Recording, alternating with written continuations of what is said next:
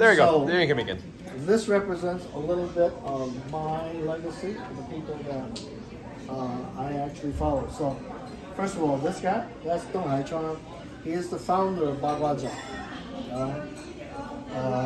That's during the 1890s. Okay, he created Baguazhang. Ziming is my teacher's teacher. Okay, but my teacher's picture is not here because he's still alive. Okay, that's why he's not here. Okay, so, but Li Ziming was his teacher, so he's important to remember because he codified modern Bagua, the Liang Style Bagua. He is very important.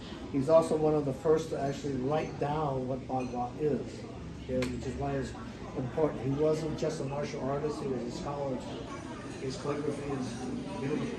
Okay? This is Lin Chao Zhen. Lin Chao Zhen is my Fu Style Bagua master, okay, from Fu Style Bagua. So this is Liang Style Bagua and Bagua. He is Fu Style. Fu Style is from southern China, not from northern China. So originally it went from the north to the south, and Fu began teaching in the south. His stuff is unique. Fu Style is unique. One of the things you learn as Fu Style is the Sun Style Taiji. All the Sun Style Taiji that I do comes from that lineage. Okay, and the reason is they felt that to learn Bagua, you have to learn Tai Chi first. And Sun Style Tai Chi is very key to that. Teach you what to transfer weight, all that kind of stuff in a very linear, simple fashion to understand. So if you start doing it more complex, it makes a lot more sense. And so we'll talk to me about that later. But going from Tai Chi or Xingyi to Bagua is not that easy. Because while you're moving, you have to do the same thing you're doing in Tai Chi. So it's a lot more difficult. All right, this is Jack Man Wong. Jack Man Wong was my Yang Style Taiji teacher, also my Shaolin teacher. He's important. Oh, yeah, my Shaolin teacher too. He's important because he fought Bruce Lee. He just fought him. He is the actual person that fought Bruce Lee. All the stories about him that you read, none of them are true. So if you want to know which parts of the story are true, I'll tell you. This is Feng Jiqiang. He is my oldest Taiji. How should I say? I studied with him the longest. I began studying with him in 1981. So he is the founder of Hunyan Chen Style Taiji. Hunyan Chen Style Taiji is unique because it combines Xingyi, Bagua, and Taiji. It's unique also because it was designed to be not just practice for martial purposes, but also for your health. So some of you learned 24 from me. 24 Chen was to build your health. But if you know how to use it, you can also use it for martial arts. So that's his creation. And this is Gu Ruzhang.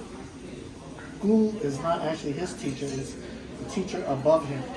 But Gu is important because Gu is well known for his iron palm. And Gu is one of the 10 tigers of Canton. Okay, the original 10 tigers. So he was number 2. Number 3 is Tan San. Number 1 was Wong, which is White Crane, which is part of my legacy, but I don't put it in because I'm not actually a disciple of White Crane at the moment. I turned my uncle down.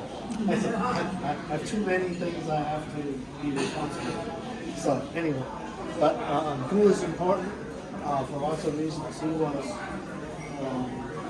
living in Shanghai at the time when Westerners were challenging Chinese martial arts. So this very famous Russian diplomat on a horse.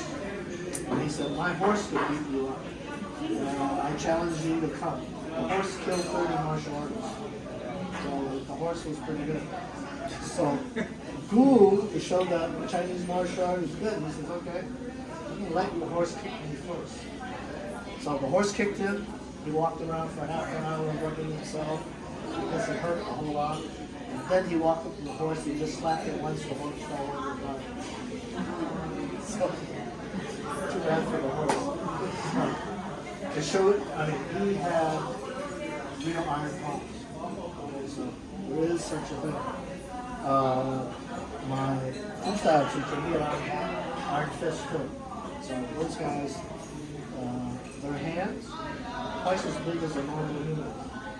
Yeah. It's in practice because you concentrate all the chi in your hands. So your hands are really big. So this is all like real stuff.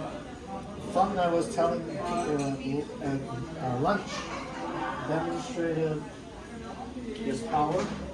He put his hand on the student and he tapped the student on that. Yeah. At first I thought that the student faked it.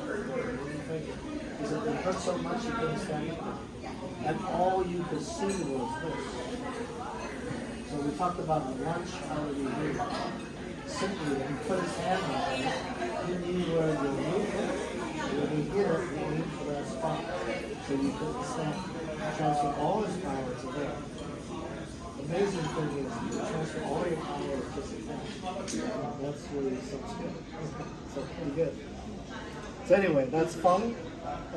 Fong was the #1 practitioner of Style Taiji in Beijing. So there are I have other teachers, but he is considered the grandmaster of the time. He was one of the 100 living legends of China, the martial arts. So my other teacher, the one picture who's not here, who's my Bagua teacher, he is also one of the 100. But he's the last one of the 100 because he's the youngest. Unfortunately, all the ones above him now, they've all since passed out. But these 100 was supposed to be the best martial artists able to represent their style. They actually could do some of the things you see in the movies. The movies, of course, exaggerate. All right. So anyway, those are some of the people. So hope you get an idea of who they were, but it gives you some idea, those are especially disciples, some idea of what it is, the stuff that you learn from learning. And that your duty, pass it on.